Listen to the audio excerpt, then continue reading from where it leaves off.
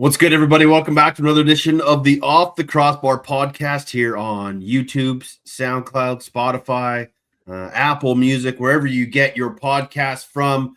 He's Pat Gregoire in Ottawa. I'm Teddy Jenner in Victoria. You can find him at Pete Greggy. I'm at Teddy Jenner. The show at OTCB_podcast or on Instagram at OTCB Podcast. It's Masters weekend. It's the second to last weekend of the NLL season. It's sunny here. It's sunny there.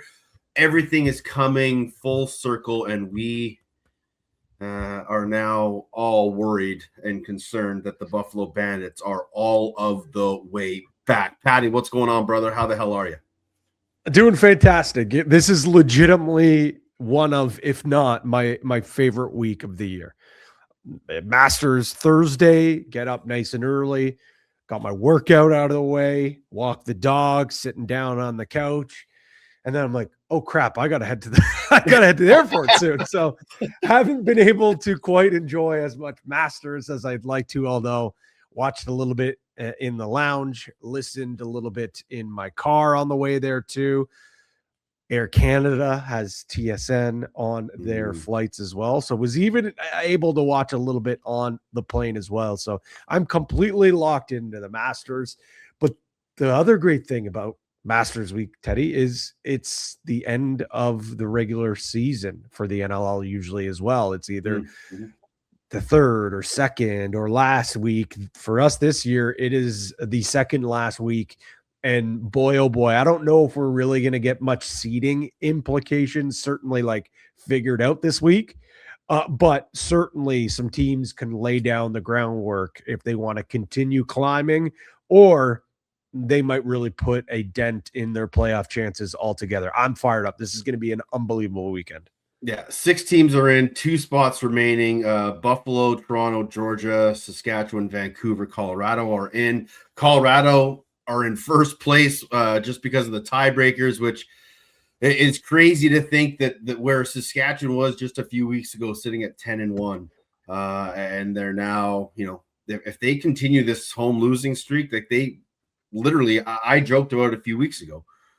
They literally could lose a home floor playoff game in the first round. And that would be a massive, massive collapse for this Rush team, which had so much promise in the first few weeks. But yeah, man, this is a fun time of the year. You just kind of get to sit and put dents in your couches and get your 12-ounce curls in. Like it's an incredible weekend. And I know you're in Ottawa for the TSN game of the week. I'll be in Saskatchewan next weekend for that. So we only got 2 TSN game of the week left, but that just means that playoffs are right around the corner. The NHL season is wrapping up. Like there is a ton. Well, your season's been done for a while, but everyone else that's going to playoffs, the fun really starts in the next couple weeks. And week 19 in the National Lacrosse League was no slouch in itself, even though there was only 5 games. Let's give a quick recap on week 19. Dylan Ward and the Mammoths shut the door in the second half on the Desert Dogs and got a massive win as they now move into first place in the National Lacrosse League. Halifax cruised past Rochester with a commanding performance in the Nest. The Rock hold off against the Seals as Rosie makes 38 saves. Byrne had 7 points. The Bandits held Vancouver to 5 goals, ending the game on an 11-1 run. And the 3-time champs have won 6. Yes, 6 straight games. Oshawa and Calgary played a low-scoring defensive game with the Firewolves coming out on top, and that was your Week 19 recap. Again, not a lot going on, but holy shit, Patty, was that game in Buffalo not one of the wildest games and craziest games and like just out of nowhere games you've seen in a while? Like I was on with Gertz in the pregame show for the radio call, and I was like, oh man, this is going to be an 11-9, just like the last time these two teams played. A little back and forth, very well managed. Two teams in playoff battle mode, and Buffalo just absolutely with a clinical boots to asses performance. Yeah, man. You said it. Like, I think a lot of people would have predicted that Buffalo won. I think a lot of people also on the flip side thought that Vancouver was going to get the season series here, just considering like Buffalo was on such a roll. And, they just felt like, okay, maybe this is time for them to fall off. Regardless, Teddy, everyone expected a dogfight. They got a dog walking instead, and it was Buffalo Bandits who dog walked this Vancouver Warriors team. First quarter, it was, a little bit back and forth, a little bit of a feeling out process. But after that, it was all Bandits all the time. The offense was humming. Dane and Josh took over the game. We saw Joe Resetarits come out. We saw Kyle Buchanan get a couple. We saw the depth scoring really show its teeth. The defense was unbelievable. Just absolutely cat and mouse game on the defensive side, forcing Vancouver into bad shots, forcing Vancouver to miss the net more than they hit the net, blocking shots. Matt Vince was outstanding, but he didn't really have to do all that much. It was so clinical, Teddy. And I have never seen a Kurt Malosky-led group before have no answers like that. They look shell-shocked. Absolutely shell-shocked. Now, do I think a little bit of a punch in the mouth is not the worst thing for this group? For sure. There is no doubt about that. Do I still think Vancouver is a championship caliber team and probably a top 2, top 3 team? No doubt about it. But I will say this. Leading into these playoffs, if you look at their losses, Colorado, San Diego, maybe a little bit of one off there, Saskatchewan, Toronto, and now Buffalo. Mm-hmm. I'm hoping that's not forecasting of what could come when push comes to shove. If they do make it to that Final Four, if they do make it to the finals. But that obviously just a little bit of a red flag there. Something that was brought to my attention during the week. Our producer, Thomas Ludwig, just asked me if I noticed that in the schedule. And I was like, I don't know. I think it's just luck of the draw. And then when they lose to Buffalo after the game, he's like, you still think that? I still think Vancouver is a championship team. I just don't think that they're as far and away better than I think a lot of people maybe thought they were, like a clear-cut number one. I really think that we saw a preview of the final, though. That is my takeaway. But, Teddy, let's be honest here. Not to take anything away from Buffalo, because that was clinical. But that was maybe as good as Buffalo could play. And I think that was maybe as bad as Vancouver could have played. If it wasn't for Dubs, that could have been like a 25 spot against, to be honest. Yeah. So, and he'll tell you, he probably didn't think that was his best game either. No. But man, like, again, I think it was a perfect storm for Buffalo. I think if those two teams play again, let's say it's a 7-game series, I don't think we're seeing that effort out of Vancouver again. I don't want to say we don't see it out of Buffalo again, because maybe this is now them hitting their stride. But I don't know who was in the group chat. Might have been you. Said, give me a 7-game series with these two teams with the physicality. Please. Yeah, we know we're not going to get it. We know we're not going to get it, Teddy. That's not how the national works. But I'll take a 3-gamer in the semi or in the final. Yeah. The crazy thing is that, you mentioned Vancouver's losses. In this 6-game winning streak, Buffalo's beaten the teams that are ahead of them or right around them where they're in the playoffs. They're 6-2 against the other 5 teams that have clinched playoff spots. They're 4-4 against the rest of the league. So Buffalo finds an extra gear when they start to play those, the championship caliber teams. That's not to take away from the other teams in the national, but those teams step up to play Buffalo. When Buffalo plays the other teams, Buffalo finds another gear and just inserts their dominance. It's crazy. For me, my biggest takeaway, just watching that Colorado game, and this has been something that I know other people have said, but I will continue to bang the drum. Tim Edwards might be one of the most underrated guys in the National Lacrosse League right now. When you go back the last few years, the work he was doing at the faceoff dot for the Mammoth and still playing a regular D shift and on the ball team and the PK. You just saw how good he was. He played for Team USA in Utica and was phenomenal for them. And he really started to find his role as a not stay at home, and he's not really a transition guy. He's kind of like a hybrid of the two. But now that Matt Pilato's there taking draws, we're seeing an excellent form of Tim Edwards. He's in incredible shape. He runs the floor so well. And the biggest thing for me, Patty, is he doesn't make bad mistakes with the ball in transition. And that just comes from experience and being in this league for a long time. We see a lot of young guys, force a 2-on-1 pass or take a shot on a breakaway when it's a 50-50. Timmy's so smart that he understands when's the right time to go, when it's, I'm going to stop at the restraining line, pull it out, let the off. He just makes such smart plays within that defensive unit. And I know Pat Coyle and Anna McBride just have all the trust in the world in him. But when you watch him play, just focus a shift or two on the little things that Timmy does. And each and every week, my jaw is just on the floor with some of the remarkable plays that he makes. It's nothing, overly shiny or outstanding. It's just, damn, that was a good play. Damn, that was a smart play. Yep, Timmy's out there again, and he's going to come up with loose balls, and he's going to settle the offense when he needs to. It's just incredible to watch Tim Edwards play, and I just don't think he gets the love that's out there. I know a lot of people were, talking, Jordan Gillis is underrated. I think Jordan Gillis is underrated because, how good he is. But within that group, neither of them are underrated.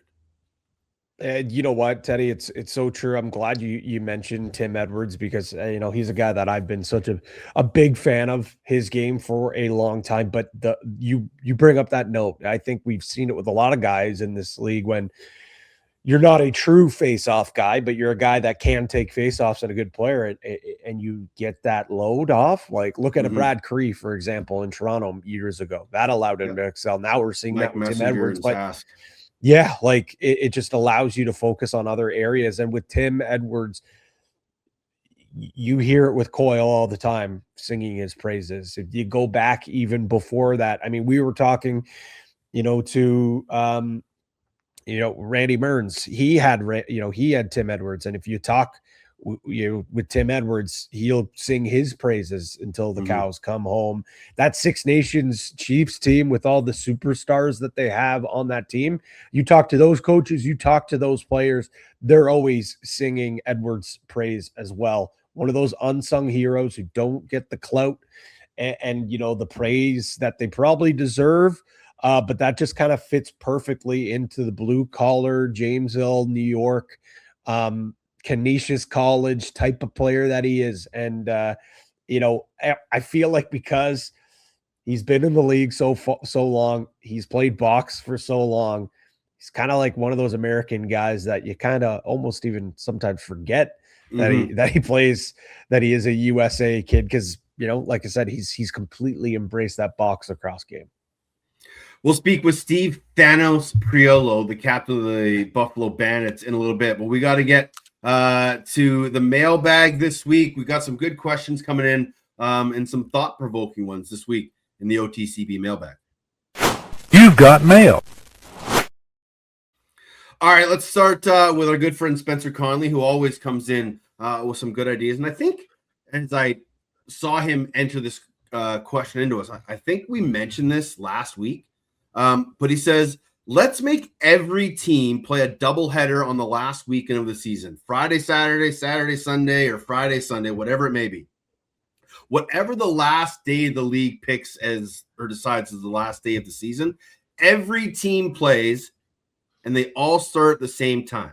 Fight to the playoffs would be 100% better. It's kind of like the last day of the round or the group stage of the World Cup where the games are at the same time. So you can't be like playing for a tie or anything like that. Yeah. But, it would be tough to have 7 games on at the same time, but I don't hate the idea of teams playing back-to-backs in the final weekend just to, keep everything in the balance all the way to the end. I love the idea that the logistics standpoint is just the one thing that kind of, for me, is a little bit challenging. I think you could find a way, like keep teams regional. Yeah. as you say, so to cut down travel, maybe you're doing like Sask, Calgary, and Vancouver are doing a little three-way over the final weekend. San Diego, Vegas, Colorado, kind of same thing. Keep the travel down, something like that. It could work, but I do know what you mean, that the logistics part is tough. But it would make for absolute cinema if you could have those games on Friday and then following it up with Sunday, and you almost have like a selection Sunday show like we see with March Madness, and the bracket is revealed, and then now all of a sudden the playoffs, right. We know what that playoff picture is, and now that is exactly what we start to do. We start to talk about it. I don't know, maybe that's some ideas for an OTCB After Dark for next Sunday, perhaps. Maybe. But you could do it. You could do it regionally.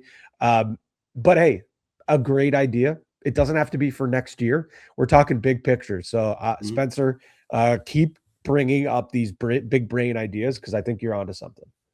Okay, speaking of big brains, we're going to go to the mastermind of Chilling with Fred Eye, my big bro, who might have thought about this one when he was taking his weekly plunges in the freezing cold Pacific Ocean.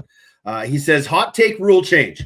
Want to create some fourth quarter 6-on-5 opportunities? Well, let's flip the current third and fourth quarter depending on the ends, meaning the fourth quarter your goalie has the short run to the bench, allowing more 6-on-5 without the long run back to the net. I've often wondered this, and I don't think it's a terrible idea. You could do like first quarter, fourth quarter, second quarter, third quarter, you're not in your respective nets. I don't hate it. I love the idea of creating more 6-on-5s, especially when teams are down. It does create a shorter run for the goaltenders. I think it has legs, but again, maybe not something for next year. But I think this is definitely one of those tweaks that could be made to continue to amp up the energy in the fourth quarter. I love the idea. I think it's great. I definitely think you do allow more of those opportunities. Clark Peterson will certainly have something to say about that. Yeah, the old guys might not like it. Some of those guys, especially coming out, if coming out the O door, if you're a righty, like in Halifax, we know that's. I mean, Fred I knows this because Mackey talks about it all the time. Fourth period, Clark Peterson is a different beast with that short change. But I don't think I think it's a great idea. I think it certainly is a big brain thought, and I do think that it does kind of unlock us a few things. You probably see, it opens up the transition game in other periods as well too, or other quarters as well too.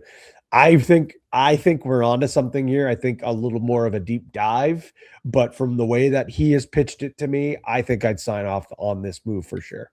Yeah, because you think of the logistics. Do you just flip all four quarters and do like have 1 and 3 be your goalies at the far end, and 2 and 4 your goalies at the near end? It would seem kind of weird if in the start of the game your goalie's at the far end. So I think that's why you would maybe kind of do like 1 and 4, 2 and 3. But yeah, that's what I think you'd do. Yeah. Without that switch at halftime, you just kind of come back and get right back into where you were. Interesting thoughts. Obviously, we got some work to do on fine tuning it, but interesting hot take there from the master of cold dips in the Pacific Ocean. One more here from Paulie Sporn. And this is something we've all talked about for a long time, Patty. Aligning the CLA and NLL rulebooks, but also to include minor and junior lacrosse. And again, this is a topic that has been run around circles of the Canadian Lacrosse Canada for many years now. Like, why do we have a rule book for minor to junior, from junior B to junior A to senior A is all different. Then you get the NLL, and that's different. I think it only makes sense. You have to fine tune some things for the younger ages, but I don't see why we can't come to terms on one unanimous rule book for lacrosse. Well, we're getting closer with that with Lacrosse Canada this year coming out with, their guidelines, Mhm. and then as we found out after, each association don't really have to technically follow it to a T, but that's what the rules are, at least in nationals. Um, and that is their suggestion to that point. Like I know OLA pretty close to adapted a lot of those same rules. There are some changes. There still are some changes in between when you go from, let's say minor lacrosse up to I don't know, I think it's like U13 or whatever. And then when you get to 17, it's closer to junior, but not quite, Mhm. yada, yada. And the list goes on and on. But we're getting closer and closer and closer. And I think that is going the right path. I know Jake Elliott has been on this record as before and has said like the NLL is the best rule book out there. So why don't we kind of get close as possible to that NLL rule book, and then we make small minor adjustments from junior to pro, and then from junior to minor, and we're just talking little tiny differences because in hockey it's not like in one province there's the 2-line pass and the other provinces it doesn't exist, or Yeah, there yeah. isn't offsides in one province and the other provinces, or in junior we do have this and we don't have that. For the most part, the general guidelines are the same, but Yeah. we tweak it here and there. So I think we're on the right path. I still don't think we're quite there. I think we're getting to it. And I think in order to fully, properly develop players at that next level, I think we got to get to that point. Well, like simple things like, you go to a Founders or Minto or a Prezi, like you go to a national championship at the junior or senior level, and they generally have to have like pre-tournament meetings to decide which rules from the different provinces we're going to institute. Like I remember we did the Founders, whatever year that was when we went to Founders, and we were playing the 8-second rule to get over center, and like other provinces weren't. And little things like that changes how teams play games. And when it's different within the levels across the country, it just makes for such confusion when you get like I remember our fans like not knowing that some of the rules had changed and they're just losing their minds, like screaming and hollering at the refs. I had to like, hey, calm down, it's okay. Like we figured it out. So you're right, we are getting closer to that alignment. But again, the fact that each provincial membership can pick and choose if they want to do things, like that's not helping anybody. So hopefully we can find a solution. But you're right, we are trying to get closer and closer to a unified rule book. Yeah, and I want to also note something that has been already said out there, and go watch the Creators Game. I'm not too sure exactly which episode it was, but just like and subscribe anyways while you're at it. But Jake Hennock had a great take on it when these rules first came out. Like, listen, the crease dive, I think, in junior lacrosse and changing the crease rules to what we're playing in with the NLL is something that should be there in senior and in junior, and heck, maybe even U17.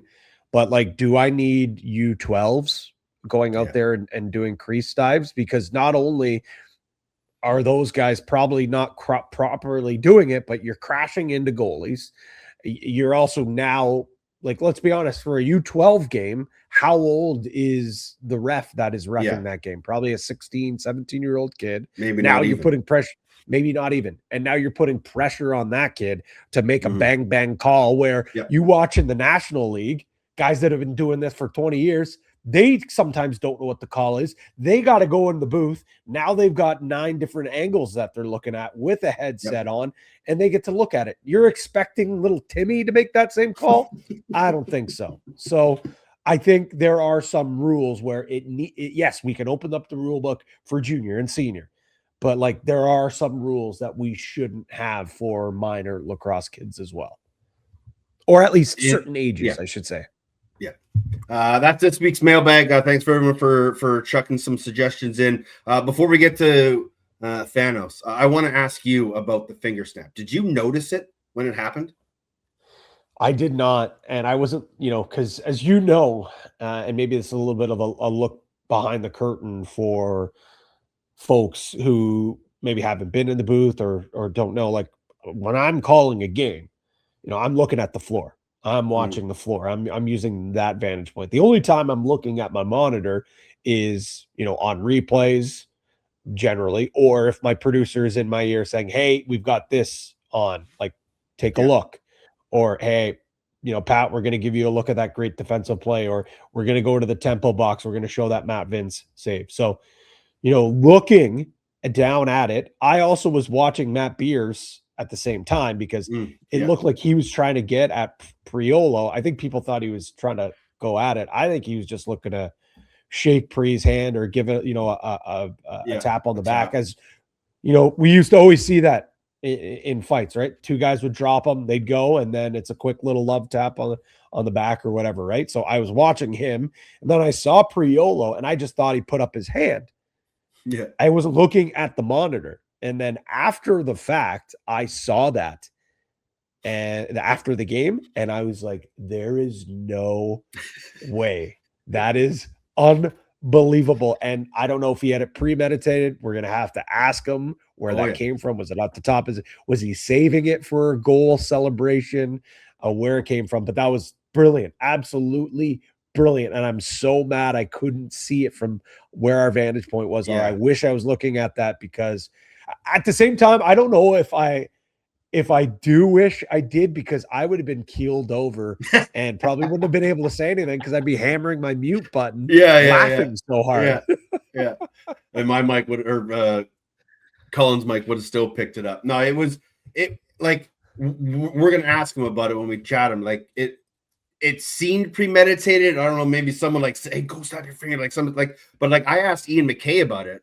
I said, did you see the snap? Like, what did you think? He's like, "I didn't see it." He's like, "I didn't even know what the snap meant." He's like, "I'm not a Marvel guy." It's like, he didn't even know what he was doing. He's like, "I thought he was just kind of going to make a statement." But like the timing of it all, the impact of the game and the moment and the momentum and everything that this Bandits team has gone through, over that 4-game losing streak and being, one shot away from being sellers, to Steve Priolo standing at center of Banditland and doing the Thanos snap, like, it's peak Bandit.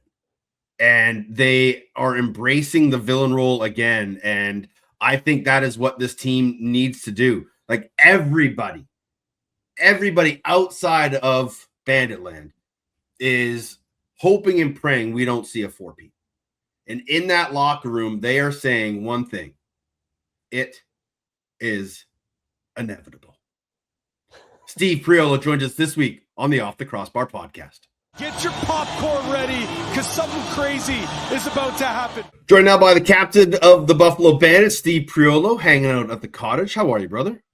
Awesome, man. Sun's finally back out, so I can be outside.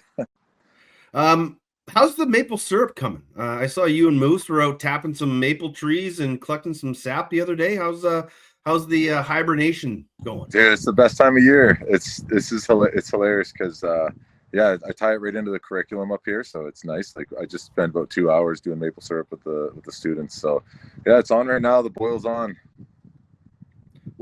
So where are you guys again? We're up in Rosso, so up in Muskoka, northern, north of Toronto. Couple hours, but yeah, it's a private school here called Rosso Lake College, and my wife and I teach here.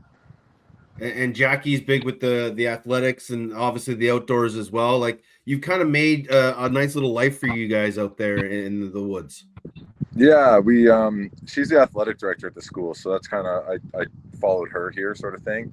And we bought 23 acres just down the way a little bit on a nice lake, and we're currently in the process of building our own house up here. So yeah, we're just living on campus, living right on Lake Rosso. It's nice, but excited to get in our own home. Obviously that'll be a big project for you guys, but again, you guys are sort of the outdoorsy folk. You got any bucket list adventures planned?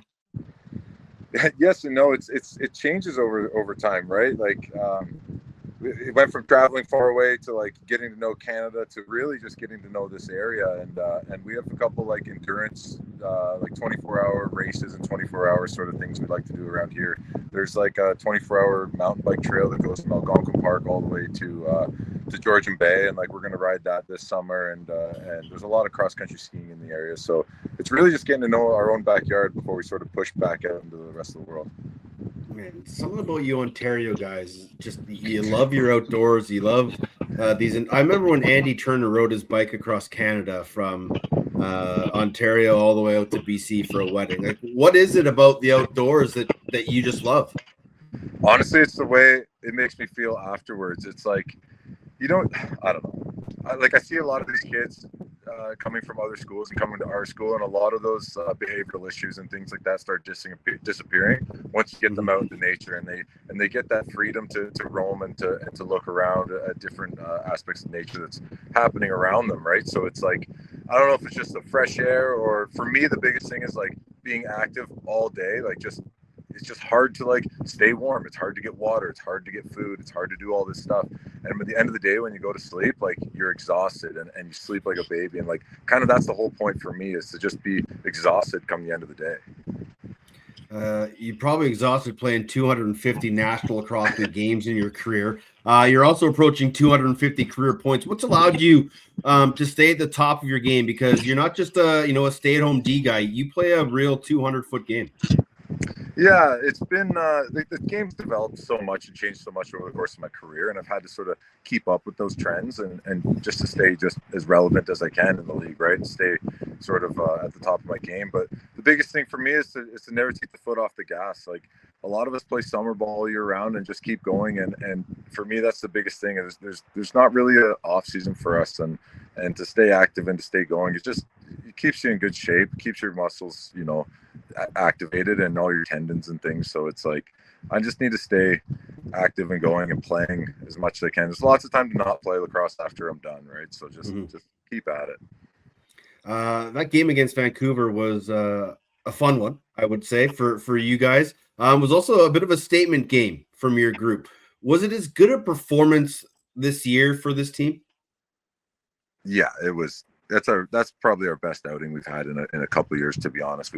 We've snuck by some games and we've lost some games by one or two, but finally we put together a game on both ends of the floor, right? Putting up double digits and keeping them to single digits is like, that's the best you can ask for in a game, right? And then to sort of be able to handle ourselves when they wanted to make it rough too is being like, okay, we can play any game you guys want to play, right? So so yeah, it was important for us to play in all three aspects. Please enlighten me. Was the Thanos snap planned? It wasn't planned, but I don't know, man. I don't know why I did it. I know why I did it on my mind, but like, I don't know. You're doing Marvel night. Like, it's obviously, yeah, it's funny, dude. I don't know. I hope nobody took it as like disrespectful, because I don't mean to be disrespectful. I'm just trying to buy into the like, I don't know, like we're doing Marvel night. Like, I don't know. It's kind of it just happened. I get it. No, you're playing to the crowd. You're playing to Bandit Land. But in that moment, it was just so priceless of how the game went, the fight with beers, the atmosphere and the energy in that arena. Like, it was like chef's kiss, my man. It was so perfect. Yeah, and as good of a game as that was, 2 points is 2 points, right? You can't take all those goals with you. So like, I kind of said it on my podcast earlier, was like, beating Saskatchewan and beating Vancouver mean nothing if we drop the next two games. Like really, these two teams, Rochester and Oshawa, like, they're hungry teams. They're good teams. They can beat anybody in this league. You see what Philly does every once in a while. So for us, it's important to, like, yes, that's big. That's a statement win is important, but like, we need to keep the foot on the gas pedal here. Our push is not done yet, right? Like, those 6 games were important to go on the streak, but these next two are as important as the last two.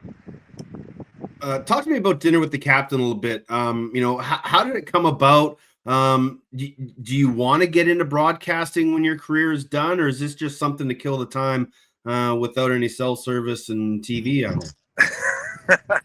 So a little bit it started because of that, because with our contracts, the way like lacrosse contracts work out, you can have marketing tied into like, and because of where I live, I can't. It's hard to do like in marketing. I know I'm using market too many times, but so I can't do that. So we came up with this idea of doing it from afar.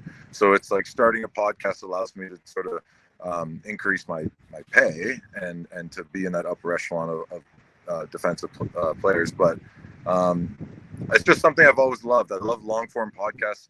I think it's just good for the league, right? What's good for the league is what's good for me is good for the league, and vice versa. So if I'm able to like talk about the little nuances in the game, and I know Patty Gregoire picks up a lot, things I say, and he says it on broadcast. And I think that's important to, we're in the mix. There's a lot of us have a lot of good information.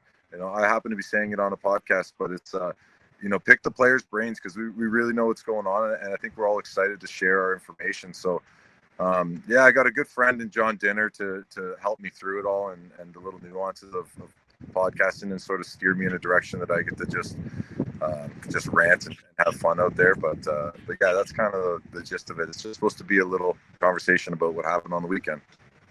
Now, does he have a lacrosse background? Because I think the fact that he's able to pick your brain from a fan perspective, but maybe not a truly educated fan's perspective, allows you to really open the doors behind the curtain, per se.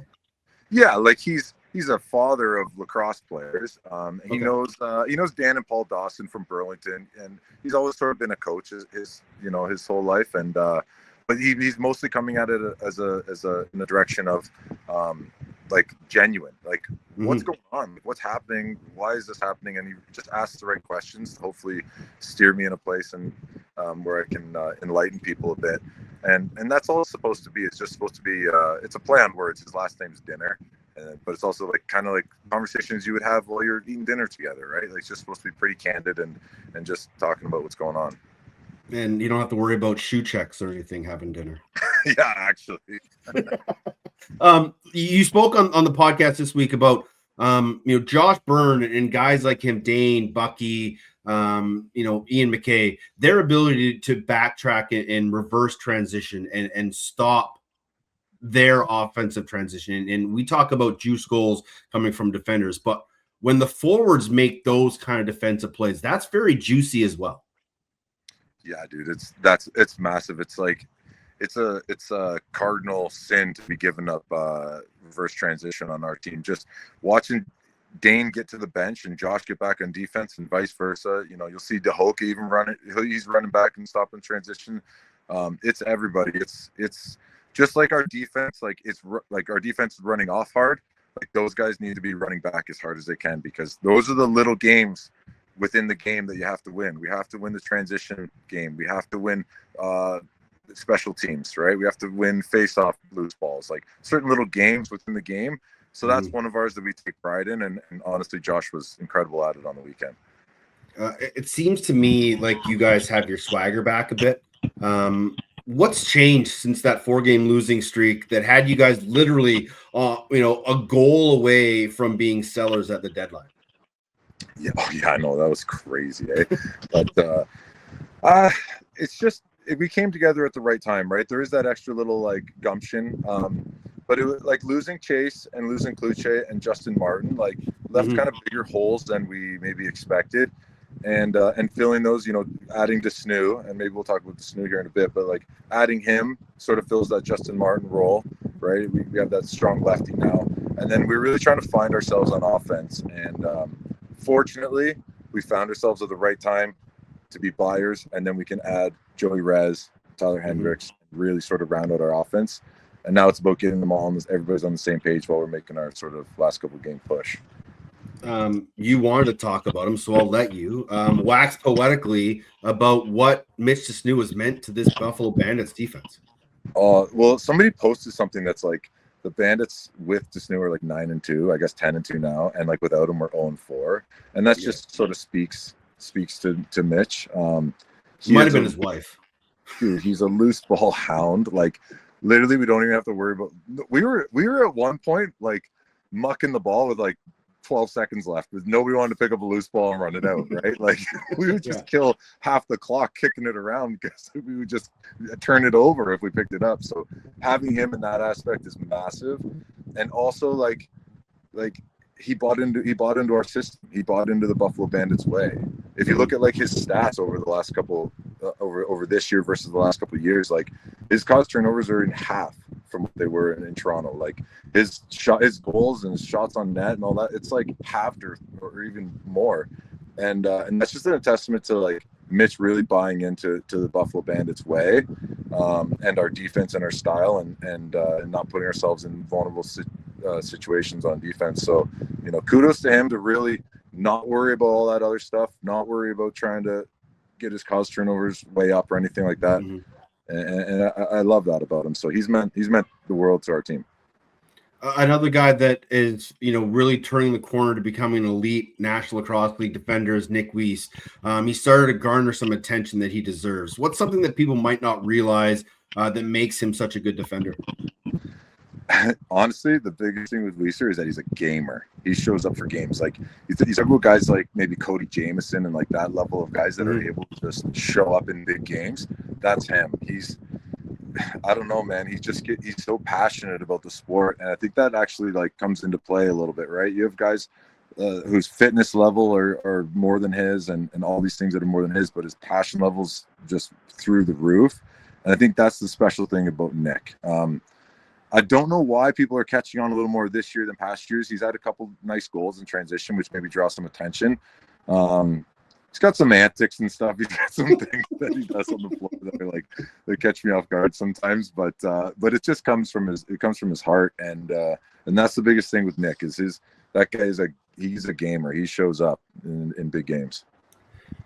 We've seen it, you know, obviously the league imposed the no being in the crease block and shot rule. That was, you know, it's not the Bandit rule, but it partly was put in place because you guys were so effective at blocking shots. You know, a couple weeks ago, we see Saskatchewan with the stick check on Pauly. Are teams starting to get desperate to find ways to beat the Buffalo Bandits? I think it's less about us specifically, and just teams are getting desperate in general. It's such a tight race at the top, and now when you add like, you know, us in Toronto like chasing guys too, so now you're looking at the top six within like one loss of each other. It's just, I think everybody's sort of desperate to sort of grasp at those last couple things they can, but also think that like, again, the Thanos theme was fitting for us. Like, guys, teams are not happy with the Buffalo Bandits right now. They're not happy with it, with the way we do things, and I take that as a huge compliment, right? It's like, throw rules in. Like, it's just going to change. We're just going to change the way we have to play. We can play within the rules. We don't take a ton of penalties. But yeah, like the stick check on Pauly, like, I don't know. That's. I feel like it was a bit maybe early. Maybe that's like a playoff thing to do, but it is what it is, man. I don't know if you saw it in summertime when Peterborough did a pad check on Rosie Hagen. Hagen. So they pull Rosie first because he's wearing NLO pads too. Put the backup in who's got the CLA pads, and then call Higgy. Like, to me, that's greasy. Yeah. To me, that's like, come on, what are you doing? But it's also at the end of their life. It's game 7. Like, they're making a push. This one was kind of like, wait, it was kind of just caught us off guard. Like, okay, whatever, call the stick. Doesn't affect anything. Yeah, and then you get Weiser running down after scoring the empty netter, saying, measure my stick.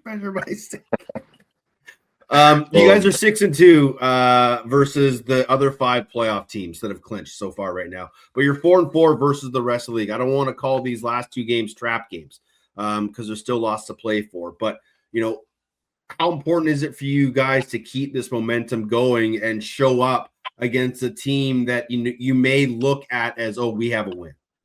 Yeah, and that's the mentality we got to sort of get rid of right now, right? Especially as the sun starts coming out and it gets nicer outside and patios start opening up and golf courses are opening up and all this stuff. It's like a trap game at the right time of year for a trap game to happen. So I don't know. I guess it's important to just recognize that, and recognition is half the battle, and then just try to stay focused through all that. And that's kind of been a big problem of ours all year, is like putting together 60-minute games, and that comes from like the headspace, that comes from focus, that comes from that side of things. So yeah, it's going to be 2 weeks of trying to stay focused and stay on task here, heading into playoffs. But we have a nice goal ahead of us, right? Like we have a chance at maybe getting a home game. Like we can string together 2 wins here, and then us in one game series in Buffalo is like, I think that gives us that extra little edge.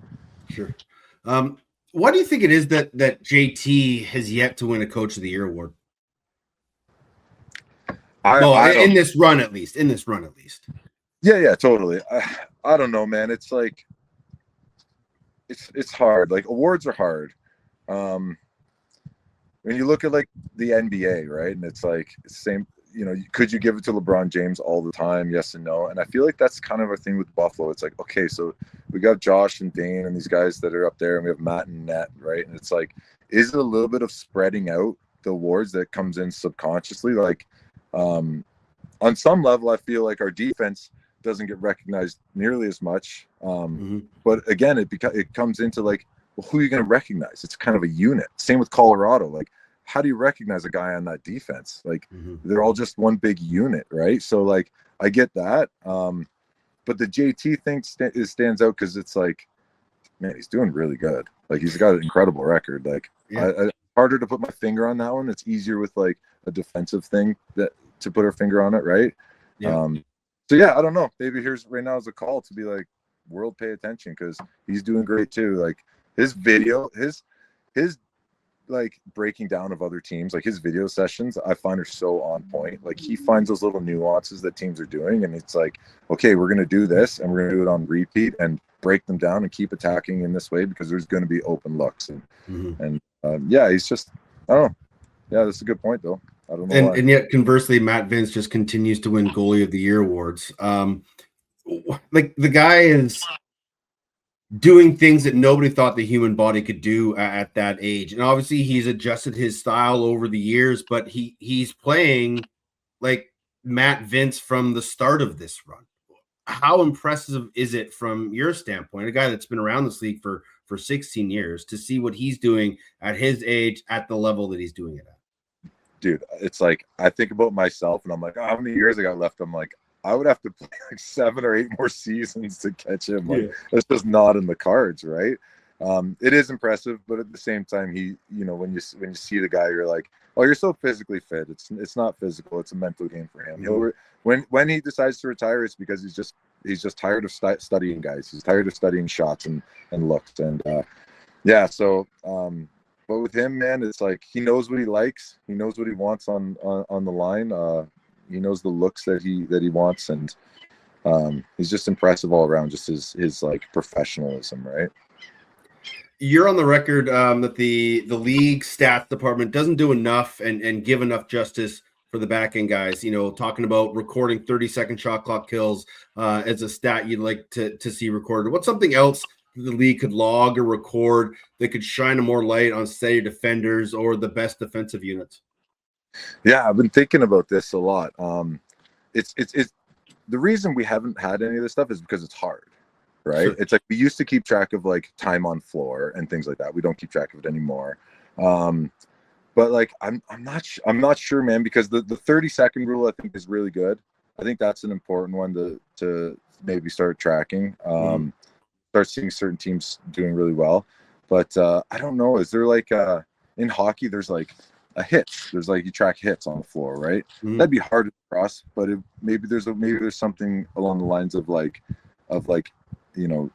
hits when someone's carrying a ball, or slides, or help defense, or I don't know. I got to think about it, and when I do, then I'll post it out there and I'll talk about it and have you guys talking about it. But it's hard. That's why there isn't anything. It is smart people in the offices.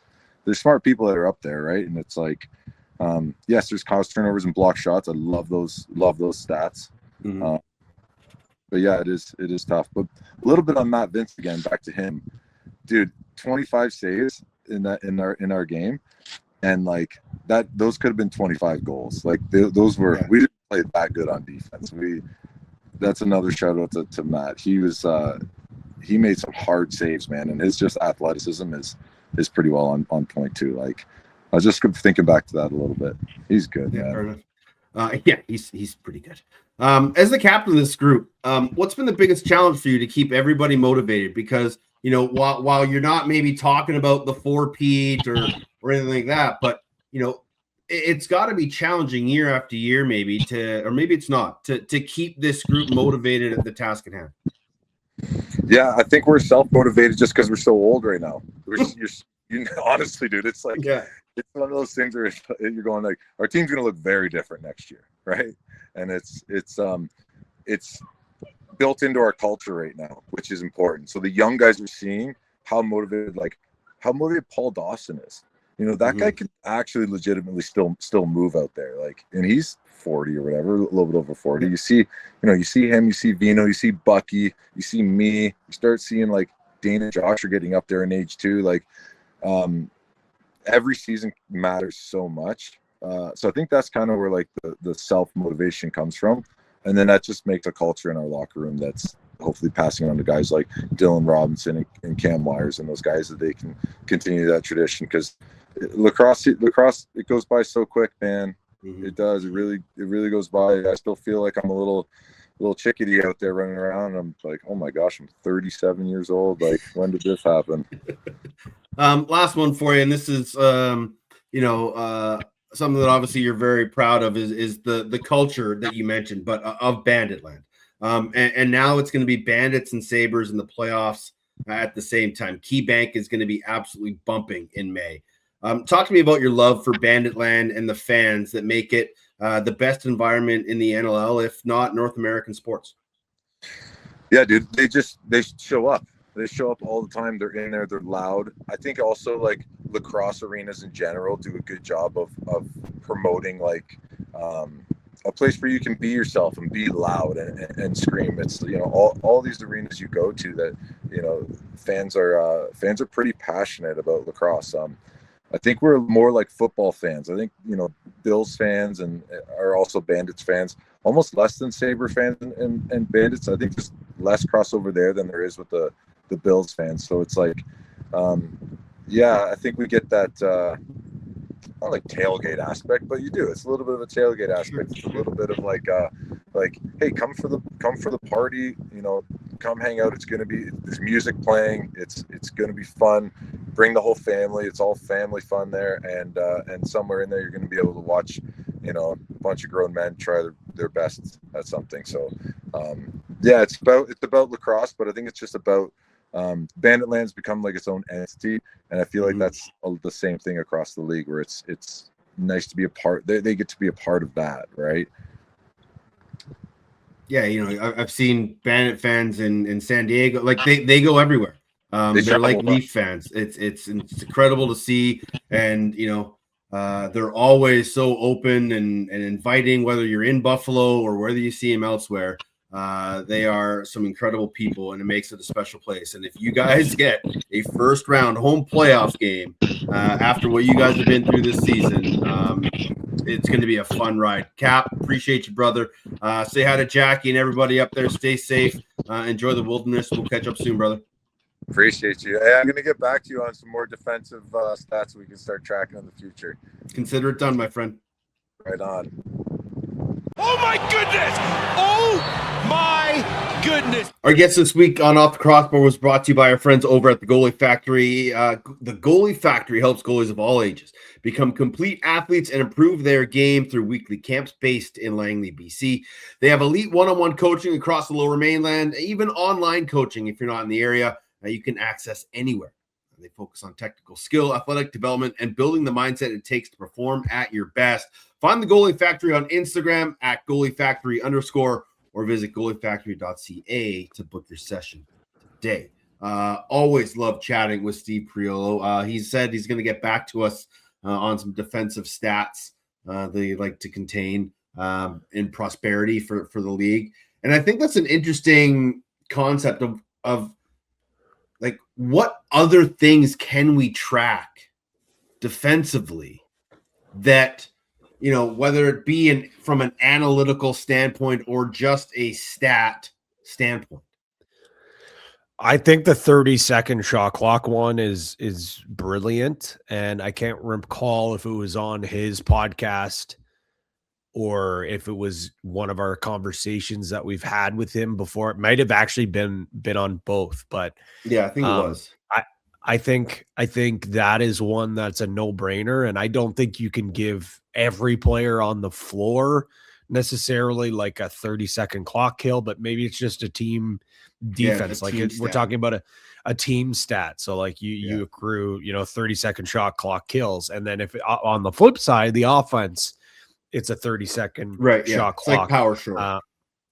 Yeah, so maybe you have that. I know like Cooper Perkins had like some defensive shooting percentage numbers as well. So like, is that something where like in terms of players that you're covering, what's their shooting percentage for that game, for those shifts, shots, even like shots against? Again, this is a lot of man hours that you'd have to track, but I think in order for us to get to where we want to be, like it would be interested to see like, a guy like who he's not playing anymore, but a guy that jumps out to me would be like a Justin Martin. Like his numbers, his caused turnovers, his loose balls weren't great because a lot of the times teams stayed the hell away from him. Yeah. And guys, he wouldn't try to take away the ball, but he would not allow you to take his shot. Like, I think stuff like that would be able to really tell us. I would love to hear our stats friends, our stats people. You let us know. Put it in the mailbag next week. Tell us some ideas of some stats, maybe from other sports, where you think maybe we can put a little more tangible evidence on some of these defenders besides just blocks, caused turnovers, and loose balls. Yeah. I think Ty Merrow has one of his stat lines is like an empty possession. Yep. Or something like that. So he's kind of been following it for a while, but Steve mentioned, hits. That would be an interesting one, but it'd be tough to gauge what you would consider hit just because there's so much body contact in lacrosse. Maybe a hit that causes a caused turnover, but then that's just probably would be regarded as a caused turnover. But yeah, I think, maybe like successful transition clears or like transition goals could be a stat. But yeah, definitely another, head scratcher of things that are out there and things that we can add. So unbelievable chat with Steve Priolo. Just one of the good guys in our game. I would love, we've always talked about the Wilderness Show with Mike Messenger and like who can survive. Like who's the ultimate NLL Wilderness team? Like what's your starting five to like start a civilization from anew in the wild? Oh, this is great. This is a great question. And I wish I was more prepared. I know, right? Prepared for this. But off the top of my head, I think it's Messenger and Priolo. Yeah, they're your captains. I think Nick Weiss is there as well. Yeah. He's an outdoorsy guy. He's an outdoorsy guy. Also, if it has anything to do with water, I mean, the guy is he does diving for his job. Like he literally, I forget, it's like underwater drilling, I believe is like it's probably not the proper term, but I know that's what he does. Ooh. Nick Weiss, I found that out, listen to Lax class the other week. Oh, really? Yeah. Huh. Yeah, pretty crazy. So I think those three guys would be there. That's a tough one. Well, I know their coach would probably be Mike Kersey and general manager Kurt Stiers. I know they hunt quite a bit. I've seen some pretty impressive photos of some game that they've hunted over the years. So I think you put those two guys maybe on the leadership side of things. Let's definitely circle back here. I think this is a really good discussion there. Okay, well, let's get into week 20 of the National Lacrosse League because, as mentioned off the top, sure, there are just 2 weeks left in this wild thing we call the 25-26 NLL season, and it starts Friday where you are. Toronto at Ottawa, the TSN game of the week. Should be a fun one. Obviously, Ottawa right now sitting on the outside or sitting in the 7th hole with Toronto sitting in the 6th hole. A big game for both clubs. Toronto has a real outside shot of getting a home playoff game, but they want to continue to play inspired lacrosse, and they have been doing that over the week. What's your census of this game after, calls this week? I feel like very similar vibes, although one team has already pushed, punched their playoff ticket. The other one is still looking to do it. Both of them big time feel like fate is in their hands. And when I say that with Toronto, I mean fate is in their hands to continue to climb up the standings. 2 games on the road, 2 games that they feel like they can win as well. They feel like that game against Philadelphia.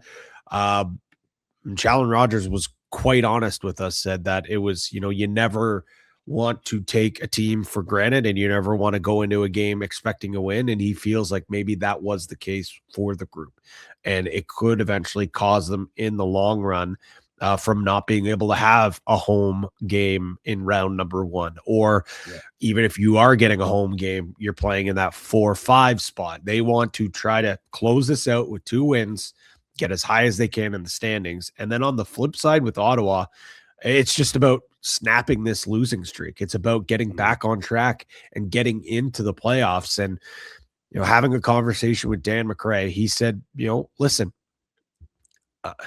are we in the spot where we want to be? Absolutely not. We were 8-5 just a month ago, essentially. Yeah. And now we're looking at an 8-8 record with 2 games against 2 very good lacrosse teams. And fate is in our hands. But with that being said, all we got to do is get in. We just have to get in. There is a lot of belief in the locker room. When you look at the teams that these guys have beaten, they have an impressive resume. Saskatchewan, at Buffalo, at Colorado, played a very close game at Vancouver. So this is a group that does have that belief. And he said a lot of that comes from, he thinks it's taking from him and Dylan Evans in their careers, because you look at the championships that they won, they weren't number 1 seeds. They weren't wagons coming into the season. So he says maybe that ignorance and, not give a crap attitude is rubbing off on these guys, but he wanted to make it abundantly clear. Listen, we have to get there first. And what does that start with? It starts with a win at home against a very good Toronto team. Did you ask at all, Matt Sawyer or whoever you spoke to, why Rosie didn't start in Philadelphia? So full transparency, that call I was late to. It was semi-addressed, wasn't fully addressed, I don't believe, but he did definitely mention that the team was not prepared. Part of it was on the coaching staff not having them prepared, but didn't get the full answer, Teddy. No. Okay, fair enough. Obviously with this Toronto Rock team, the now technically 5-headed rookie monster, if you add in Kelleher and IMW in that group, this youth movement is incredible. But it's the veterans for me. Like Mark Matthews is playing incredible lacrosse right now. But out the back, it's the Latrells, the Challens, the Jubenvilles, the Billy Hostrauser, who got his first goal in God knows how long the other week. But it's those guys that are dragging these young kids into the fight that just is so inspiring to watch. And the way Nick Rose is playing, Nick Rose probably wants to keep playing as long as he can in this league. But maybe, with the way last year went, he's seeing that the light's getting closer to the end of the tunnel for him. But the way that he has this team playing in front of him, I think Rosie and this Rock team are in position to make a serious run. But they just got to keep those young kids level-headed. They can't get them too big-eyed, because that's when you get smacked in the mouth. There's still an opportunity, some which way or form, I believe, that we could get Toronto Buffalo first round. Oh, yeah. But for those young guys, like just the Kurt Malosky line, play where your feet are. Don't get too big for the moment. Just stay focused on the task. And I think that's why this is such a good group of players on this team. The youth and the experience is meshing really well right now. It's was such a great point, Teddy, because when you talk to when you talk to the guys around this group, especially at the start of the year, it was a lot about youthful energy. It was a lot about enthusiasm, and that came from some of the new guys coming into it, most notably CJ Kirst and Sam English, and these guys that, just positive vibes only type of guys, and just the athleticism that they also bring with it. And Owen Hiltz, sure, everyone talks about that quick shot, man. Like, look at him last week, tracking guys back down in reverse transition. So like that youthful energy on the floor and off the floor has invigorated the veterans, but in turn, the veterans have then also kind of put their mark on this group, and the way that they've learned, and not to get too high, not to get too low. It's just it's a great symbiotic relationship that they have, and it's the perfect balance and it's the perfect blend. And I think that going into this playoffs with the same groups that fallen short, I don't think is exactly the recipe for success. But I think some of the scar tissue, some of the lessons that I've learned, also paired with some young ignorance and youthful energy, is going to allow them to not allow those horrific losses creep into the back of their minds. Yeah, and those young guys, they don't know that pain. Yeah, right. They see it. They probably hear about it, but they don't have that pain of losing year after year after year after year to Buffalo in some stage of the playoffs. So that might benefit this group, is that added sort of naivety to go in there and say, hey, why not us?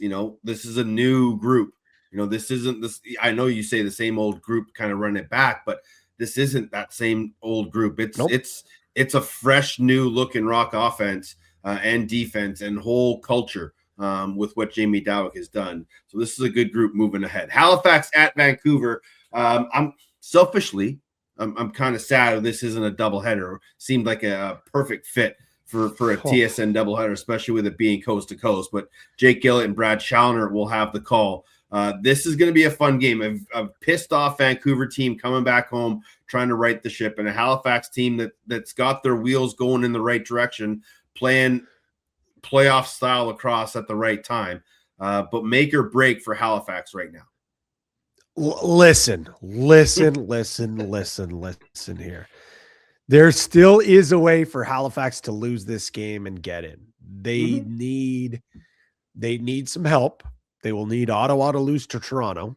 They probably need Vegas, maybe not necessarily to lose this week, but they can't sweep San Diego. So things have to happen. The win against Rochester is what allows them to have maybe a touch of wiggle room. But if they can pick up a win against Vancouver going into that last game of the year at home against Ottawa, I mean, now all of a sudden you're probably talking about a Halifax team that no one wants to play. The only problem is you are now facing a Vancouver Warriors team that just got embarrassed on national TV. They've been talking about it all week long. They've been in film all week long. They're going to get everything, every single inch given to them. And although I think Halifax has played significantly better, this just looks like this could be just a disaster spot for them with the travel as well. But I know we got a lot of Halifax listeners to this program, a lot of friends on the East Coast. A loss here is okay. They can still get in. A win goes a very, very long way. But with the way the script is unfolded, Teddy, I don't see a world this late into the season where Vancouver drops one, especially at home. No, and I think it was Dallas Ellick who said on Facebook somewhere, and message. I don't always agree with Dallas, but sometimes he says something I agree with. And he said, you know what? Sometimes good teams can be shit, right? And Vancouver was shit last week. And it's how you respond from that. And it's not too often that a Kurt Milosky team is beaten that badly. But if and when it happens, the next time they come out, they are going to be some fired up. And I would expect we'll see the best Christian Del Bianco we've seen. That defense will be a lot tighter and a little more systematic. But for me, the glaring thing for me was Vancouver's offense not being able to be as free-flowing and as effective as they had. And pure kudos to the Buffalo defense in that game plan. I just don't know if Halifax can execute that style of defense, be that physical, be that tenacious, be that big. Halifax can't do that. So for me, you have to see this Vancouver offense get back to being what they have been, and that is swinging the ball, getting in the middle of the floor, and being effective. Let Marcus Claridge come off a swing and go one-on-one. Get Curtis Dixon working the two-guy game with baller picking and popping. Kinger flipping passes across the floor. This is what this team needs to get back to, and I think this is the perfect opportunity for them. They'll be prepared. They'll be ready. It'll be a fantastic lacrosse game, but in my opinion, I don't see any world where Vancouver loses this game at home. It's just not the way that this season is supposed to go for this team. I think this is a game that they should feel confident in winning, but they can't expect to win. They have to earn the W still. But I just don't see any world where Vancouver loses this game at home at this point in the season. Saturday night, Calgary at Oshawa, a rematch of last week's game where Oshawa won in the Saddle Dome. I don't want to say it was a bit of a sleeper game. It wasn't the most enticing game. It's two teams out of the playoffs. But, it's still entertaining lacrosse. We should expect another entertaining game. Is there anything that leads you to believe that either one of these teams is going to have a breakout performance late in the season? I think the fact that they don't have any reason to lose this game in tanking or anything of that nature because they don't have their draft picks, I think these guys are going to give it their all. And I think we saw that the other game. And yeah, you're right. Maybe you could call it a snoozer. I didn't mind the game. I thought the fourth quarter got a little interesting as well. But these are two groups that, and maybe I'll pose the question to you, because Mike Carvelis this week asked me, and I thought it was a great question. What team do you think has the brighter future? Like this group right now. Like, now we're not talking about once they make, like, just the roster that is intact for both teams. Okay. Who would you rather have going forward? I'm going to say Calgary. I think Aiden Walsh that was my answer. Still is nowhere near the prime of his career. He's really only a second-year starter right now. Tanner Cook is long as they keep Tanner Cook around. He's a cornerstone of that franchise. Tyler Pace is a born and proven leader. I'm an Eli Salama fan, but they've got some good young pieces in there. I like bits and pieces of the Oshawa roster. I think it's a lot of the same. And I think Dougie is getting, what's the word I want to use? He's being solved a lot more just because there's a lot more book on him. And I think he's becoming an easy goalie to get to, despite his still stellar numbers. Oshawa just can't put big performances together, and they can't outscore teams for some reason. So I'm in a better position to say, you know what, I would take Calgary's roster and build off that. I think Josh Sanderson is doing an incredible job. He's starting to put his fingertips and his fingers in that organization and make it his own. It's no longer sort of the remnants of the Kurt Milosky era. This is Josh Sanderson and Mike Board's team. And I think they have, a lot more to work with. My answer was very similar to yours. And okay. I even said, was it 2 weeks ago or whenever we had our live, I said my hot take was going to be that Calgary will be a playoff team next year. So obviously everyone knows. I do think that this group coming into it, I said they're close, but I still think they're far away. I think they're much better than I even anticipated coming into the year. They have continued to improve. I still think some pieces on the back end will obviously take them to even more of another level. Mm-hmm. But for me, Teddy, is one, this Oshawa/Albany group has been together now with this core for quite some time. And the more it progresses, the more it leads me to believe that, and I don't want to say it was like a, catching lightning in a bottle, but that finals is looking more like an anomaly than it happening again. And sure, the offense and even the defense looks like maybe they could be the better team on paper. The proof is already out there that I don't think that this group, the way it is constructed right now, works. Mm-hmm. Do I think that they maybe make a leadership change? Maybe. I think what's more likely is I think that ownership has faith in Glenn Clark and his staff, and I think they're going to give them at least one more year. I think we see one of the bigger names moved next year, whether that's an Alex Simmons, a Ty Kurtz. I don't know if it's Dyson Williams, Dougie? a Doug Jameson, a Dougie maybe. I think there is a big time splash. And the more and more I watch this defense, the more and more I think, okay, if I'm going to be hard on Rochester, I got to be hard on Oshawa. A lot of the same, a lot of smaller, hardworking, fast guys. I mean, you're not going to find more Kyle Rubishes because they don't grow on trees, but I think they need more big, grizzled, tough defenders sprinkled into that lineup, and maybe not quite as fast in your face, because yes, what we're seeing out of Georgia is outstanding. And yes, what we're seeing out of Toronto is outstanding. Well, both those teams still do have some guys who can kind of lock it down, on the pipes. Those are, we still have those veterans back there on the team. So I think moves have to be made on the offense.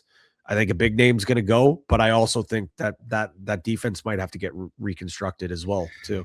It's funny because when you look at that defense and you see Rubish, Watkinson, Nishimura, Tchaikovsky, you're thinking that should be a good unit. That should be an imposing, physical, in your face. But I don't think Colton has a bit of a temper to him, but you don't see Nish getting his nose dirty, and Tchaikovsky's not really that guy. Rubish just kind of hangs out on the post, and that's not a negative thing. Some guys just don't play that way, but they're not big and imposing like a Toronto defense is. And I think that's kind of where they get lost. And out the front door, they're not imposing either. No. So, sure, Theater's out there, but that's 1 out of 7 guys that's really gonna, bowl you down. You're not too worried about size matchups against Oshawa. So a good question. Your thoughts? Drop them in the DMs in the chat. Who roster would you take right now? Calgary or Oshawa? Or maybe you take Philadelphia's roster. They're taking on Vegas this weekend. Desert Dogs, again, it'll be interesting to see who they start this weekend, I think. Right? Do they go back to Dubuque, or are they going to say, okay, we gave Alex his little few game run. Let's go back to Kelsey and see what he can do, because they have to figure it out down this stretch. Who's going to be the guy if they make it to the playoffs? Yeah.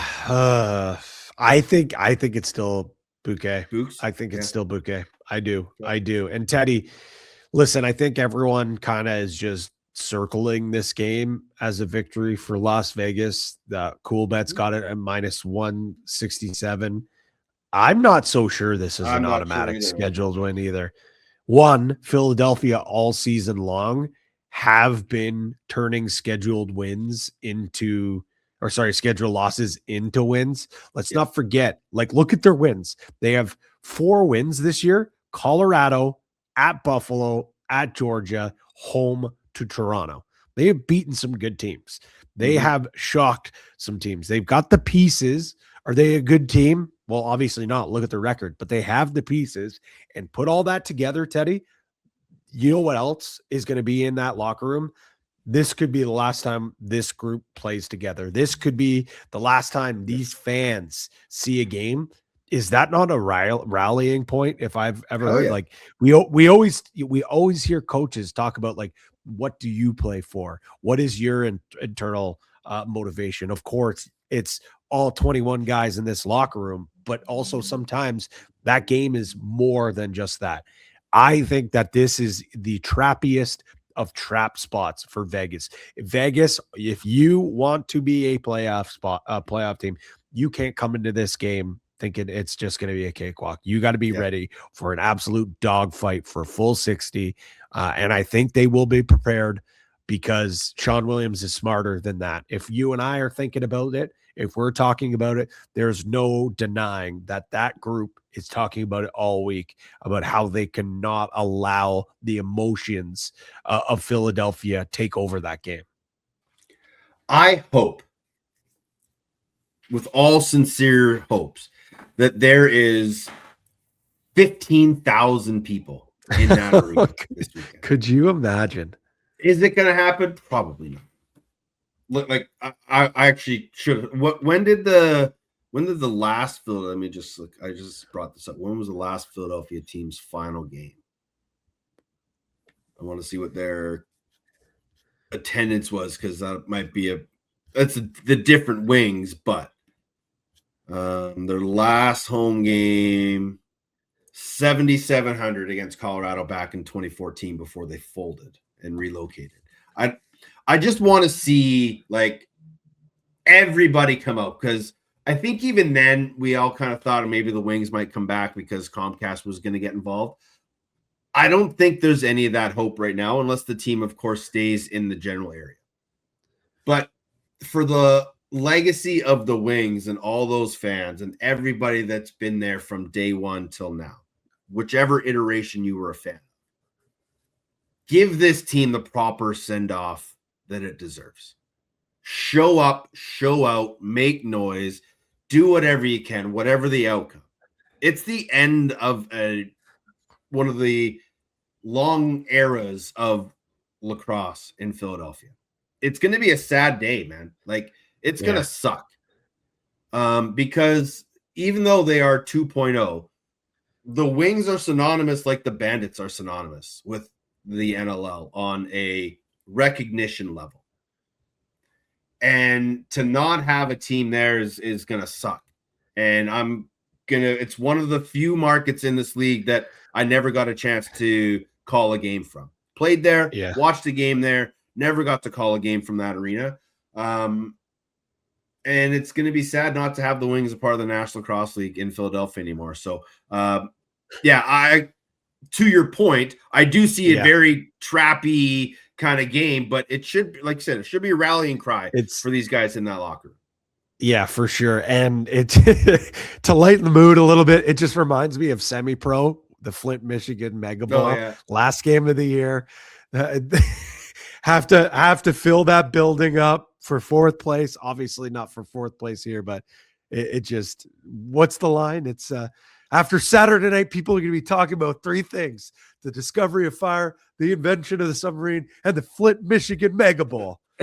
We need Jackie Moon at the game in in Philadelphia on Saturday night. Following that game, another long-time rivalry, one of the best rivalries in the NLL, no matter when or where. Rochester at Buffalo. Again, Bandits on a heater. Nighthawks kind of going the wrong way, much like Ottawa. There is no bigger time than now for this Rochester team to show up and show us who they really are. I asked you who starts between Bouquet and Kells. I will ask you again, who starts Hutchcraft or Hartley? No idea. No idea. No idea. A flip of a coin. It doesn't matter, because give them each a quarter and then decide after half. Yeah, I don't know, man. I don't know. And this Like I don't know. I don't want to pile on Rochester, but like I mean, I've talked about it a lot all season long, and I thought the defense actually looked much improved last game. I mean, the offense is really starting to click a little more again. Like, I mean, you can't argue they've got talent out that front door, and I think moving Zed Williams back out like on the back door has been a fantastic move for them.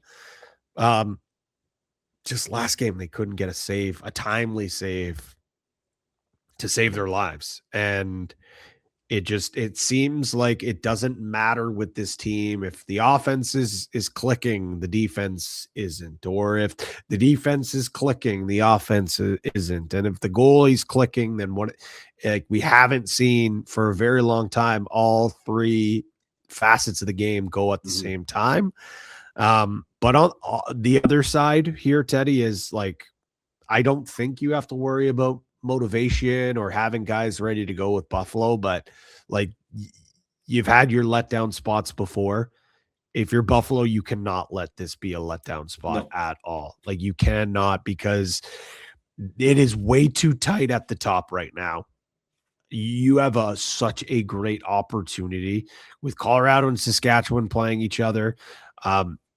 Down the stretch here, we could be talking about Buffalo not just hosting a first round playoff, like they are in the mix for a number 1, number 2 seed.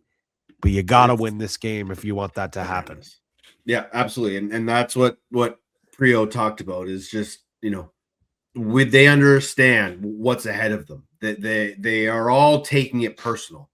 They all want to be Thanos and the villain and play the bad guy role and just believe within that locker room and do their thing. And it all starts against Rochester, because a loss here might still be able to squeak in a home playoff game, but it doesn't really help your chances much at all. But you mentioned it, Colorado at Saskatchewan, which will be essentially a battle for first place. This is going to be a hell of a lacrosse game. I cannot wait to watch this one on Saturday night. Yeah, this should be candidate for game of the week, game of the month, maybe even game of the year. We talked about a lot with this Saskatchewan group last week with Cody. Losers of 4 of their last 5, offense kind of spinning their wheels. This would be a gigantic get right spot, and by that I mean offense humming, defense humming, Frank Giuliano back to where he needs to be. But unfortunately, you're walking right into a buzzsaw of a Colorado team that I think somehow going under the radar as a championship contending team, even though they're sitting in first place.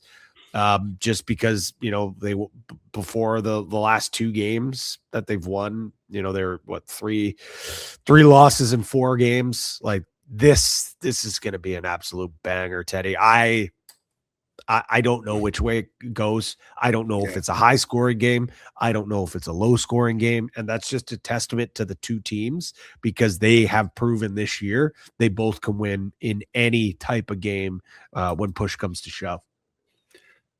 It's been interesting to watch Pat Coyle construct his lineup from game to game because of the injuries that they've had. Not having Thomas Fella, I thought was going to hurt them, and it's hurt them a little bit. But the way Jalen Chaster has slid in and played some good minutes up there has been to help. Braden Saris on the other side, the young rookie, he's starting to get more and more comfortable. You're getting good minutes out of Dylan McIntosh. As always, you go back to when they won the Cup. A few years ago, it was always next man up with this group, and they truly believe that. And it doesn't matter if your name's Q or Saris. You got the ball on your stick, you make the good play, you make the right play, and you make the smart play, and that's just the way this team goes. And it's been fun to watch, and I think this is a team that, you're right, people are it's that meme, the girlfriend holding the hand. It's kind of the Colorado Buffalo, and the girl's looking back and it's Buffalo. Carl's like, I'm right here. I'm in first place. Like, what are we doing? And I think they're okay with that. They're probably fine with everybody saying, oh shit, Saskatchewan and Vancouver getting caught by Buffalo and just completely forgetting it. Do not sleep on Colorado. I know Dylan Ward was traded, but he wasn't traded by the Mammoth. They still got him between the pipes. And he's always going to give you a chance to win lacrosse games. And if Vela gets healthy, if Eli McLaughlin comes back, holy crap, look out for this Colorado Mammoth team. And let's not forget, they're the only team that has been able to knock off Buffalo in the last, 5 years? Yep. They've done it. They have that path. And I think right now, like if I had to make a pick for the NLL Cup, Buffalo is my pick. Like if you're To win or giving be me to win, Yeah, okay. like to win like if you're giving me 50 Coolbet bucks, I'm sprinkling probably 40, 35 on Buffalo, but the rest of my shillings are going to Colorado, and not honestly, not because of everything that you just listed. Yeah. It's because who's taken down the beast before, who has it, and it's Dylan Ward standing right there. So until you prove that you can do it, why would I bet against Buffalo? The only team that's proven to do it is Colorado. And yes, the team looks a little bit different. It's the same staff. It's the same goalie. And like you said, if a couple of those guys come back from injury, they're going to be a tough out too. That's a lot of locker room bulletin board material. Pat Gregoire just gave a bunch of lacrosse teams right there. Sunday, San Diego at Georgia. I think both teams need this win for confidence moving forward. Obviously, San Diego needs it more than Georgia does since Georgia's locked in. But Georgia has to go into this postseason winning lacrosse games. And they have the last couple of games. They squeaked out a win against Halifax, a good win against Ottawa. But, the loss to Philly is the one that stands out to me. Like maybe it's a one-offer, but that can't happen again down this stretch. I think this is it's a tough challenge for Georgia because I think we obviously know how good the defense is. Like what they were able to do against Ottawa was so impressive.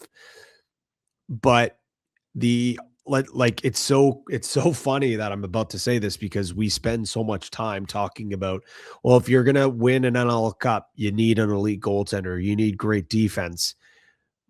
We know they have that. They've got the hottest goalie in the NLL, probably the goalie of the year, probably the MVP.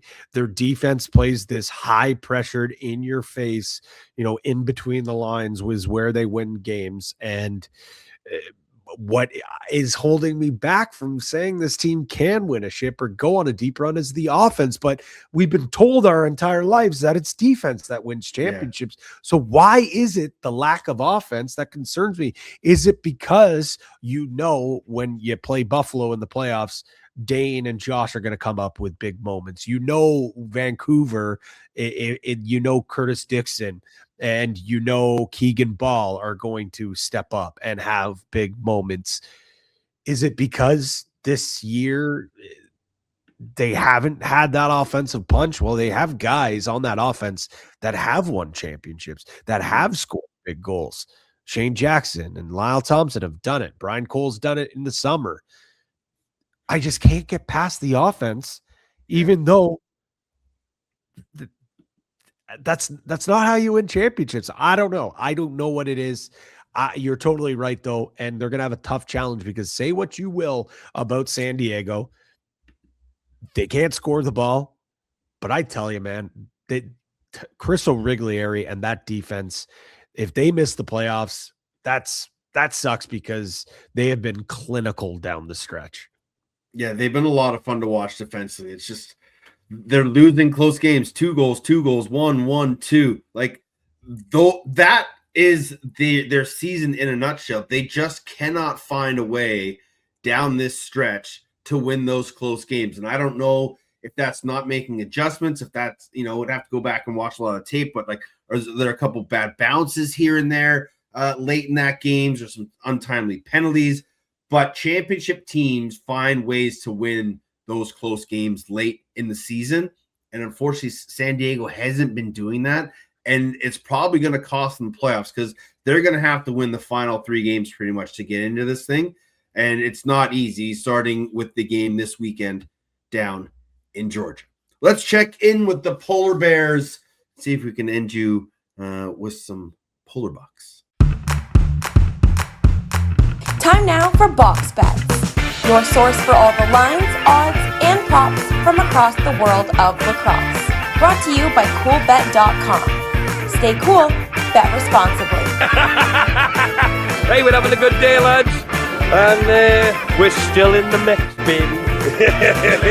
This week on Box Bets, we teased it last week. Little Masters love with spring tradition starting on Thursday down in Augusta, Georgia. So we threw in a couple little dicey ones in our exclusive. Of course, we'll have the parlay. And as always, ladies and gentlemen, the stage is Pat Gregoire's. All right. Listen here, Teddy. Not feeling so hot with the way that our OTCB exclusive is going. Because we have a hole-in-one to happen. Hasn't happened yet. That's okay. There's a lot of golf left. But we took Bryson DeChambeau, or I took Bryson DeChambeau to finish top 20. He finished 4 over. That's not good. That's not good. He's going to have to do a lot of work to make the cut. Never mind get to the top 20. But hey, we know if any guy can go nuclear, it could be Bryson DeChambeau. So Bryson's got a lot of work to get back into that top 20. But 2 bets that I am feeling good about for the listeners: Buffalo Bandits -1.5 against Rochester. And you mentioned it, a team that needs a win to continue climbing the standings, but to gain confidence. Georgia Swarm money line over San Diego. Put that all together at Coolbet +600 after the boost, and we're not done yet. Teddy, you gave me some love about how my player props have been going. They have been going pretty well, but I think we might have mushed ourselves when we were talking about how good they've been going because we didn't win last week. But I'm going back to the hat trick parlay because I think there's going to be some goal scoring this week. So I agree. 3 of the hottest sticks in the National. Josh Byrne. I mean, he was shooting the piss out of the ball in Bandit Land last week. I think much of the same. Andrew Q, a historic shooting season for him. And then a guy that maybe didn't have a hot week last week, which led me to believe that he's going to be all full of piss and vinegar and is going to be shooting the yard, is Curtis Dixon. Put all those 3s together, all to record 3 or more goals, +700, Teddy. I'm growing here. I'm not scared. I'm playing bigger numbers. Sure, we're not looking at 10-1 or 12-1, but 7-1, 6-1, you got to be pretty proud of me. No? What? I'll give you a golf clap. It's Masters Week. I do appreciate climbing a little bit to get the fans a little juicier numbers, but I can't see anywhere happening that those 3 guys don't drop hatties. I think that's a beautiful one. The hole-in-one's coming. It's coming. Bryson took a triple on 11 that really derailed his day, and he can come back. I had the opportunity. I saw the PME experience had the Coolbet thing up where you could like do the head-to-head matchups. Yeah. For the first round, but you could only do 20 like on a parlay. So I did a 20-leg parlay, bet $1. It would have cashed out at 268 grand. I lost it on the second group when Nakata was lost to VJ Singh. Nakata was like +15 or something like that. So that fell hard, but yeah, everyone knows I go big, and if you're going to allow me to lay a $1 20-leg parlay that cashed out at 268, I'm always going to take it. You never know. It's the Masters. You never know. It is the Masters. I love that, Teddy. That's hilarious. Listen here. We talked about future parlays, checking in. Oh yeah. Our team parlay not looking so hot. We've got Toronto over 8.5 wins. Great. Halifax to make the playoffs, still a possibility. Georgia to miss the playoffs. That's an absolute miss. Hand up accountability. That was mine. It's okay, but we still have a hope and a prayer. Our player prop parlay, Teddy, it's going well. Two of the 3 legs, I think cashed like a couple weeks ago, for crying out loud. Producer Donnie, 77.5 points. What's he at? He's plus 8. He's above 80 now, is he not? Somewhere around there. 84 to be exact. Laughing. Tanner Cook, 65.5 points. Easy. 87. Cash. Easy. I think he cashed that like 4 weeks ago. And it all comes down to one player. 6 goals to be specific. Connor Kernan, 25.5 goals over. And he's sitting at 20 right now. 2 games left. His career stats. Keep going. 2 games left for him. So he's got to get a hat trick on average in both games for us to cash this thing. Hey, listen, he's got 2 must-win games coming up here. A little peel behind the curtain. One of the big talking points that we'll have on the broadcast on Friday night is the depth scoring and the lack of depth scoring down the stretch here. And if Ottawa wants to get in, if Ottawa wants to make noise, it can't just be all 51-10. Someone's got to step up. Maybe could be Connor Kernan. Maybe could be Connor Kernan.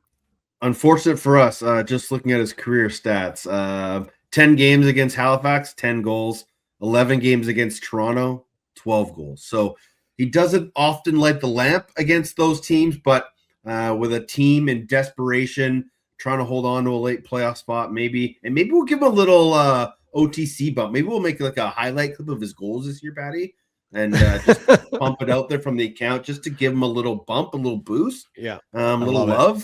See if we can't cash that future. Again, head over to Coolbet.com. Tons of stuff going on over there with the Olympics. NHL playoffs are coming around the corner. NBA playoffs are happening soon. Baseball's in full swing. But, of course, the March to May will be all over the Polar Bears and Coolbet.com. As we always say, if it is your first time and you're registered, type in all your information.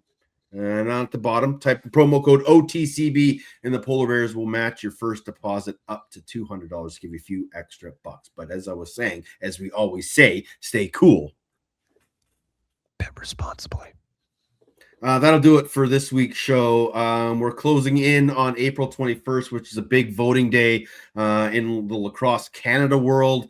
The provincial members will be having a vote, which could cause some shifts in the political landscape of of Lacrosse Canada. So stay tuned to that. If you're not following Pierre Filion in his articles, please do that. And you're right, Patty. Thank you for mentioning this. Wish we should have done this at the start of the show, but Hayden Yerbury, a young lacrosse player in Maple Ridge, Ridge Meadows to be exact, is in a tough spot, and his family can use your thoughts, prayers, and donations. He was hit in the back of that neck with a lacrosse ball, had his helmet on, was doing everything right, everything that we say for these young kids to do. But an errant ball struck him in the back of the head, and he's not doing so well. There is a bit of a fund going around of T-shirts that you can buy, and I know a lot of them people are asking for players to be wearing these shirts. I can almost guarantee the Vancouver Warriors will be wearing those shirts this weekend, as Kurt Malosky talked about it in his post-game press conference after the Buffalo game. He kind of brought this to my attention before the game a little bit. We didn't really get into it. And then I saw the press conference, so I realized what Kurt was trying to get towards me. But it's such a sad thing to see a young kid fighting for his life at a time like this. So if you can, there's a lot of stuff on the Ridge Meadow social media pages that's on Instagram and that's out there. Donate if you can, buy a shirt. And just keep young Hayden in your thoughts and prayers. Yeah, well said, Teddy. I think this is what makes the lacrosse community so great in times and sad, challenging times like this. This is how we get through it. This is how we help each other. We rally around and we support each other from coast to coast, country to country. It does not matter. Everyone's on the same team, and we're all putting our support to Hayden, his family. Our thoughts, our prayers, our positive vibes are with them. We're fighting here with you. And just if you do want to get involved, as you mentioned, go to RM Berard's. A lot of information there, but you can send an e-transfer to e-transfer at rmberards.com with the Hayden Yerbury support in the memo. You can also go to their page. That's where you will find those t-shirts. They're $20. $15 also will go directly to the Yerbury family. So you're in our thoughts. To be honest, listen, guys, I know times are challenging as well, and anything helps. Any sort of helps, but your prayers, your thoughts, and even just clicking that little share button goes a long way as well. So keep sharing, keep spreading the messages, keep spreading the positive vibes. We know he's going to get through this. And we know every step of the way the lacrosse community is going to be there as well. Thanks to C. Priolo, our guest this week, for stopping by and giving us some time. The Bandits are in action this weekend against Rochester. A full slate of games Friday, Saturday, and Sunday. It is week 20. And don't forget the NLL TSN game of the week. Toronto at Ottawa. 4-7, or is it a 7:30? You don't even know. You just show up when you're told. You just show up at call time. I'll get it for you. 4:30 Pacific, 7:30 Eastern. Extra half-hour pregame nap for Pat Gregoire and the crew. If you do go to a game this weekend, fans, take a friend. If you take a friend, take two and buy them a beer. Lacrosse, friends, and beer, the perfect trifecta. Enjoy the Masters. Enjoy everything about this weekend. But as always, stay safe and be excellent to each other.